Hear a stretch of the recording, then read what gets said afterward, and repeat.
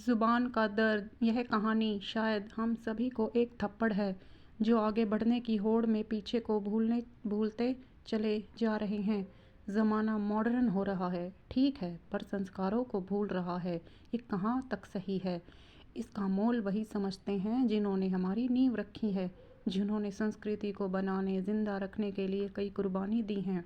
वही समझते हैं कि इसके हनन की तकलीफ़ को हमें अंदाज़ा भी नहीं है। हम अपनी आदतों के चलते कितने लोगों की भावनाओं को कुचल देते हैं। आइए एक ऐसी ही कहानी आपको बताते हैं जो मेरी बातों को चरितार्थ करती है।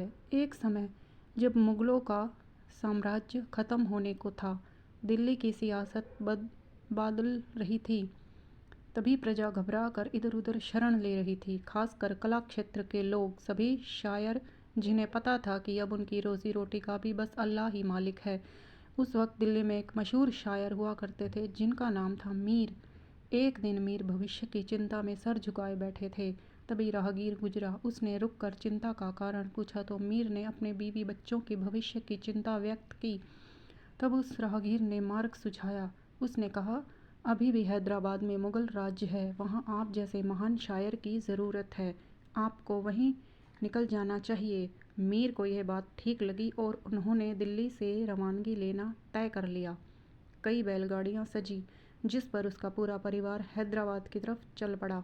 सफ़र कई महीनों का था जिसमें कई शहर, कई संस्कृति के दर्शनों के बाद मंजिल मिलना था। आज का वक्त नहीं जो मिनटों में उड़ान भर कर दूरियां मिटा दे। मीर भी उस सफ़र पर निकल पड़े। कई जगहों पर रुकते हुए वे आगे बढ़ रहे थे।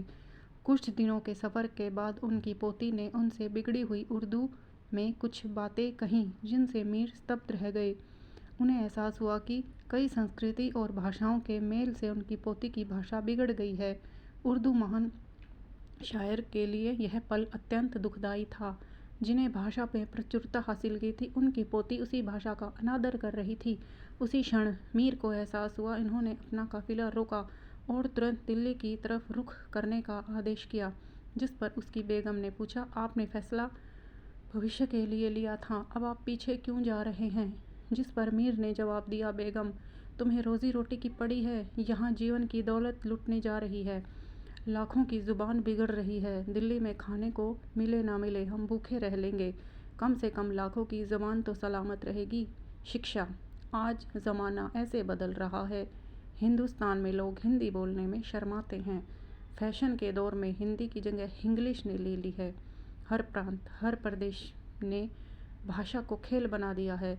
ऐसे में भाषा के ज्ञानी को जो दुख पहुंचता है उसका अंदाज़ा भी हम जैसे लोग नहीं लगा पाते।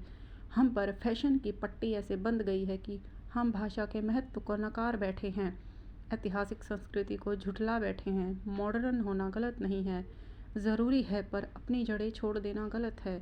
अगर हम ऐसे ही पुराने संस्कारों को भूलते रहेंगे तो हमारी नींव कमज़ोर हो जाएगी और हमारा पतन हो जाएगा। जिस पर एक वृद्ध पेड़ अपनी जड़ों के साथ छोड़ देता है, वो एक दिन अपने अस्तित्व को ख़त्म कर देता है। कहानी पसंद आए तो लाइक और सब्सक्राइब ज़रूर कीजिए। धन्यवाद।